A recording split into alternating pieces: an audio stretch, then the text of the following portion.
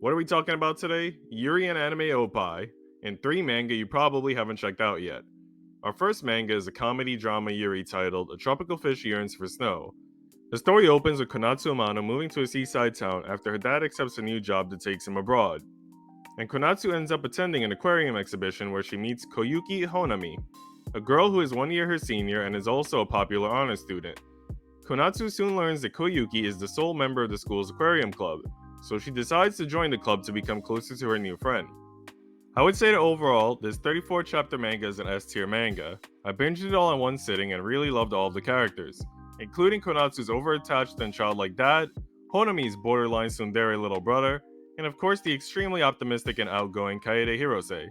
And yes, for the record, Kaede is my favorite despite being a side character, because we all know I love them energetic and outgoing girls if anyone was listening to my review of Our Wonderful Days during that Yuri tier maker.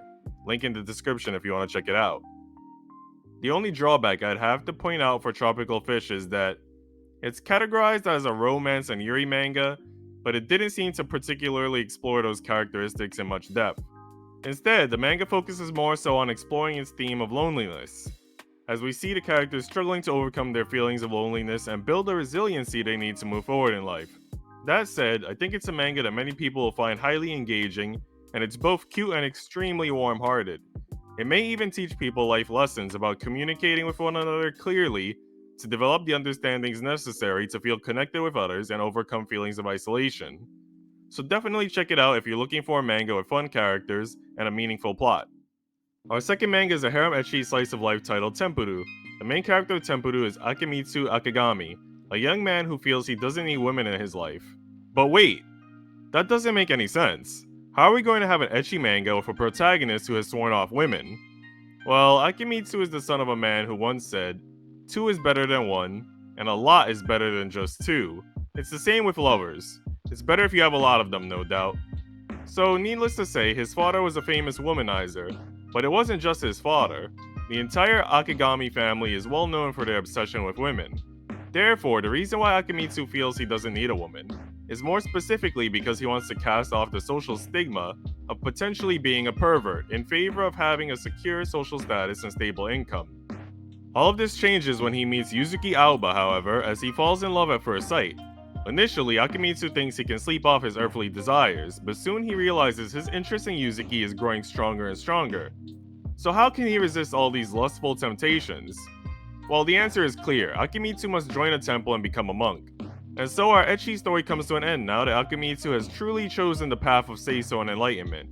Or that would be the case if it wasn't for the fact that he finds Yuzuki at the temple and then meets a bunch of other female characters such as Kiki-san and Tsukuyo Aoba. But that's not the only problem, because the temple is not quite what Akimitsu was expecting. There's no showering with a bucket, no fasting, no waterfalls for meditation, the wooden pillars are rotting, there are holes in the floorboards, and their deity is being kept together by duct tape. But the greatest challenge of all comes as a result of the Akagami reputation. Tsukuyo, suspecting that Akimitsu is a pervert, decides to seduce Akimitsu to prove to Yuzuki that Akimitsu can't be trusted. Akimitsu then ends up in a typical harem situation where he has to protect Tsukuyo from falling, and he ends up accidentally kissing her. He then immediately heads to the police station to turn himself in after stealing a girl's first kiss, and Tsukuyo apologizes for misjudging him out of prejudice. So, the manga gives us fan service and comedy, but it also gives us something that I very much appreciate, which is a story in which people have to overcome their preconceived notions surrounding an individual and put effort into getting to know someone for who they truly are. Lastly, our final manga is a rom-com shonen harem titled Fire Hot Aunt. The story opens with a surprising scene where a family finds that their teenage daughter and her mother are both pregnant. And of course, what happens when a girl and her mom both become pregnant at the same time? Well, you end up with a 15-year-old boy who has an aunt that's the same age as him. Our main boy in this one is Toru Sawada, who is fortunate enough to end up in the same class as his middle school crush, Ai Mochida. However, his internal celebration is quickly crushed by his aunt's appearance, as she is also in the same class, immediately catching the attention of every boy present and bringing that unwanted attention over to him as well. But it doesn't end there, because Toru learns that his aunt Sugako is also moving in with him, so she could attend the same school as him in Tokyo. So now you might be wondering, same age aunt who seems overattached, is this going to be an incest situation? And the answer is apparently not, because Sugako seems to quite literally still view Toru as a toddler. Toru even comments on her doting nature, stating that she was present at his sports day, school play, and even parents' day. So now some of you might be relieved with the lack of incest, but some of you might also be very disappointed. And worry not, Sugako also has a body pillow featuring her nephew, and they hold hands and probably make his middle school crush a bit jealous. So, who can really say what's going on? What we do learn is why Sugako is so attached to her nephew. After they bump into some delinquents, the delinquents use the famous line that goes, "Let's go have some fun." Toru then saves Sugako and it reminds her of a time when he stood up for her back when they were kids. Cute, huh?